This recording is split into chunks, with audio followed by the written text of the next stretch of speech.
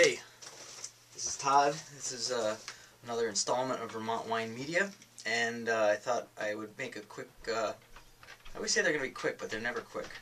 I end up having to chop them up. Actually, maybe YouTube has made it available with you can put up longer pieces of video, so maybe it won't matter so much, except that I don't want you falling asleep. This is a post in reference to Earth Day, which is coming right up. And I thought I'd do just a quick shout for the 3 R's: reduce, reuse, and recycle, with regard to wine packaging, wine bottles. Now, the first leg of the 3 R's is reduce. Please don't reduce your consumption of wine. That's not what I mean. We're at the point where the U.S. just became the largest consumer of wine in the world. Not per capita. We're still at, I think it's average of 3 gallons per person per year. I know I'm helping to hold up the high end of the average there, and then there are plenty of people that don't drink wine. So on a per capita basis, we still don't even come close to places in Europe. But as a whole, we're actually doing really well, and I think it only has to go up from here. Not only with consumption of foreign wines, but also domestic. So keep going, stay on the path. Don't reduce. But what you can do is, if you would like to try, is reduce the amount of packaging that you deal with. Now, I know in the wine business, there's a lot of movement to come up with better bottles that are still nice looking and lighter weight. And the industry is moving in that direction, but there's also the opportunity to get wine in things that are not bottles, or in refillable situations, like Lincoln Peak Vineyard up in New Haven, Vermont. They're doing a 1 liter refill, which is using, hang on just a sec here. They're doing something where they do a 1 liter replacement with their Marquette 2009. It saves you a little bit of money. You actually get the 1 liter for the cost of a $7.50, and that's working out really well. The locals seem to like that one. The other thing you can do is buy wine that's not in a bottle. Now, I know it used to be, box wine, which, there's still a lot of box wine that is not so good. But the truth is that there is an opportunity there. There's a lot of California juice that's of really high quality that's being put into that kind of packaging, and it works for a lot of people. It can stay in that packaging unopened for up to a year, and then once you open it, it can stay good for a few weeks because it's not letting any air in. The package collapses. There's no air going into the bottle, so you're not getting oxidative potential. The other thing is, you can do something like the Tetra Pak, like this here. This is the yellow and blue series. This one's a Spanish rosé. They also make a Torrontés. That's pretty good, I hear. Organically grown grapes. We got this on a real deal. I can't remember what this was, but it's completely likable stuff, and I've got a few packages of it.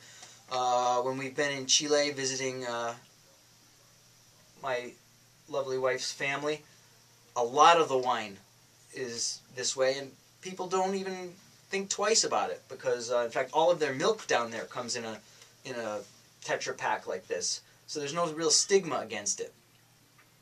Besides, if you pour it in the kitchen and bring a glass out, who's to know the better?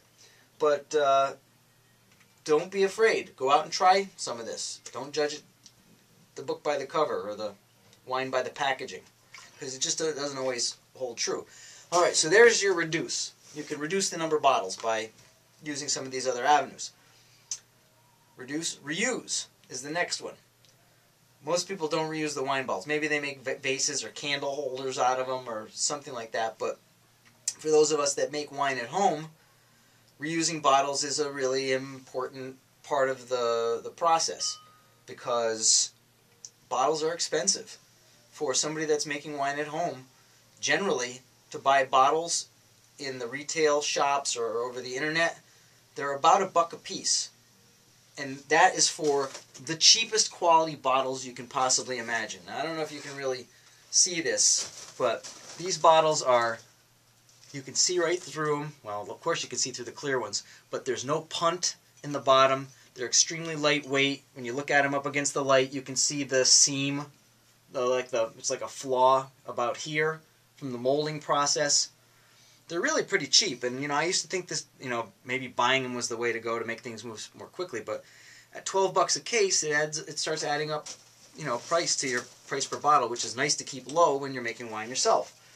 So we do reuse, and friends of ours help by making bottles available, and so sometimes we even buy wines that we like based on the quality of the bottle, because if the wine is good and the bottle is really good, it's a deal for us. So, I mean, for this, this is Osotti 2008 Rioja. It's still a fairly cheap bottle, but it's got to be at least 25% heavier than that one. It's got a nice punt in the bottom. This Leonhard Kirsch Riesling from Germany is also from the Mosel. Also a pretty decent bottle with a punt. And, I mean, neither of these wines cost a whole lot of money, but we're able to salvage and, in a way, reduce the carbon footprint of that bottle by putting more wine in it, maybe even using it a couple times. So whoever got it and shipped it the first time, we're helping them amortize that cost, even though they don't know it. And then you get the bottles that you just can't get by buying them at retail. They're just not available. So something like this, the Marqués de Casa Concha from Concha y Toro. This bottle is, I think this usually retails for about $20, but can be got on sale for even less. And this one I got at a bunch of these at a real deal. So they might have been about 10 or 12 bucks a bottle. And this is a bottle that, this weighs something. This is the kind you would take into you want to take into a bar fight. Although the nice thing is, I bet you don't get many fights in wine bars. It's just not that kind of a situation. Other places maybe, but if you needed to, that's nice. How long people will continue to put wine in bottles this heavy, I don't know. And I mean, this is just one example. There's ones that are a heck of a lot heavier than this even, which is, kind of conspicuous consumption on some level, but people are affected by the packages they see, and something like this shows a lot better than something like this. And so when we make really nice homemade wine, it is nice to be able to have bottles like this.